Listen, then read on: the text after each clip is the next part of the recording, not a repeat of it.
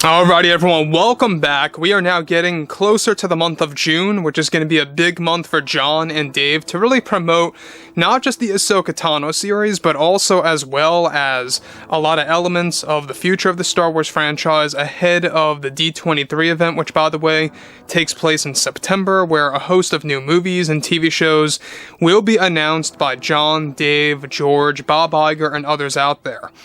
This is Mike Zero. Subscribe if you're new and like this video to see future Star Wars updates. I'm also on Twitter at Mike01. I thank you all so very much for the great and kind support, and without further ado, let's get right into the subject.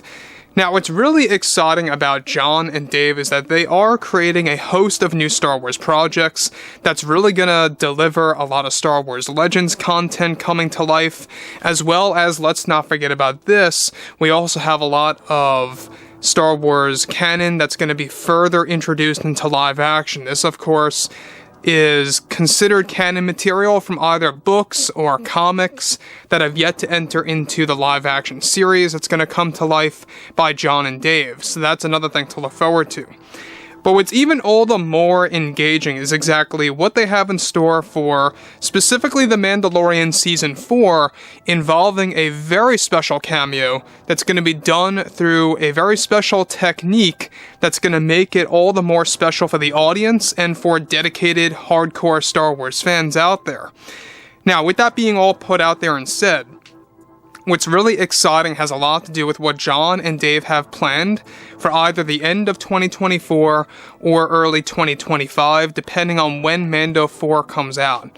Now, while, of course, this is all being prepared, with Star Wars now ever evolving and expanding, thanks to John and Dave, one big plan by Favreau and Filoni has much to do with a very big cameo that is set to appear in Mando Season 4, where it's noted that even though Luke is set to return in the series, he won't be the only big legacy character returning, but rather the Force ghost or apparition of Obi-Wan Kenobi is set to make a big return on the world of Ossus, to hold yet another reunion between himself and Luke.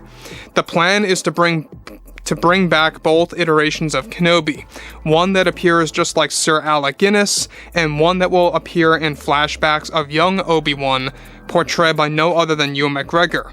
However, the plan by Favreau and Filoni is to use ILM's new secret revolutionary technology that has never been introduced yet to the film industry that is going to make Kenobi's Force Ghost possible to completely bring back Guinness's version of Kenobi back in action.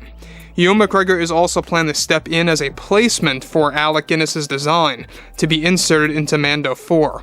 So let me just stop right here quick before I get to the next big piece, is that basically Ewan McGregor is going to make it possible for Kenobi's Force Ghost to be done in a very realistic way.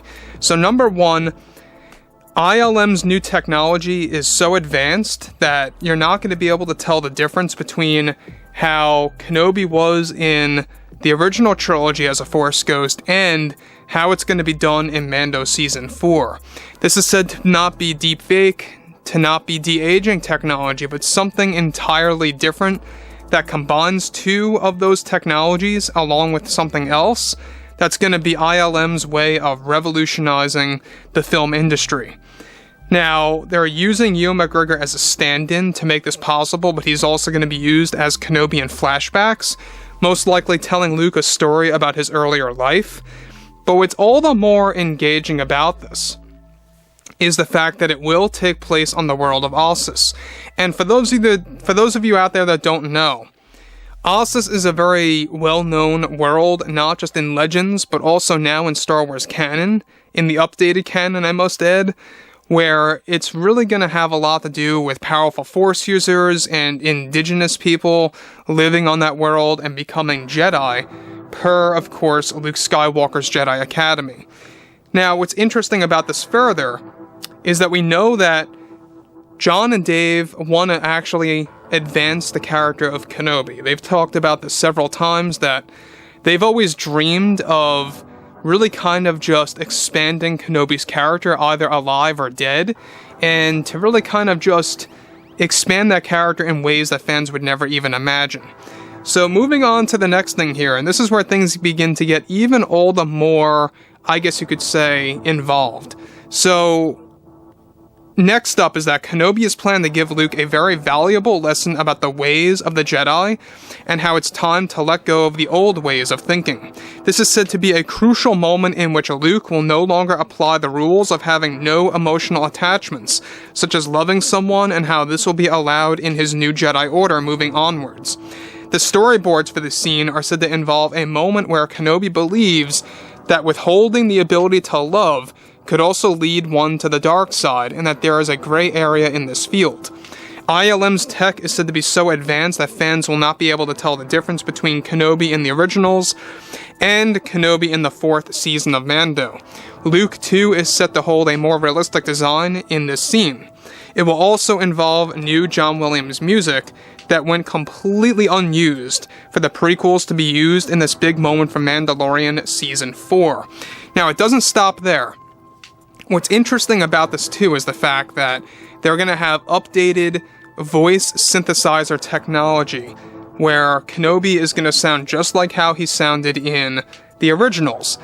And believe it or not, the voice synthesizer technology was really not completed or not perfect in Mando Season 2, where John and Dave really took a lot of their time to make sure it was at least decent. And further in the Book of Boba Fett, they wanted to advance that voice synthesizer technology. It got a little bit better there, and it's only going to keep getting better and better. You know, they realized that in the beginning stages, it sounded very robotic. Basically, they wanted to fix that, make it sound more human, and ILM's new voice synthesizer technology is said to be so perfect now, where it's going to sound human. It's not going to have a very odd, I guess you could say, way of talking where it sounds very robotic, very static, very stagnant. They want to make sure that it's going to have a voice that actually sounds like it has true emotion. So this is really interesting, because not only are they going to have revolutionary technology for the visuals of Obi-Wan, but also for his vocals. Now, what's interesting about this also is that Ewan McGregor is coming back, not just for filling in for Sir Alec Guinness's recreation, but also for flashbacks. Now, what kind of flashbacks? We're not quite sure about that just yet, but they are said to actually hold something to do with the prequel trilogy era.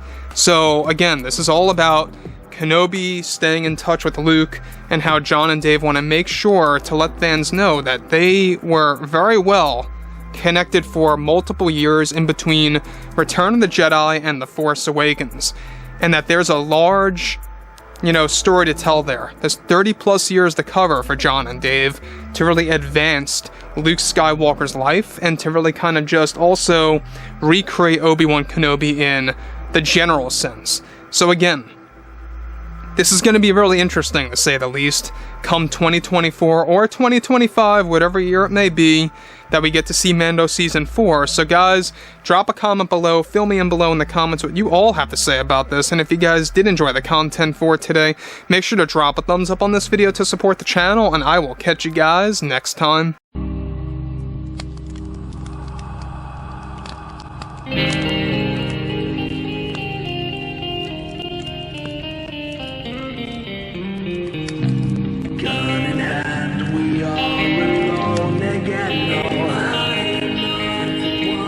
From night to moon.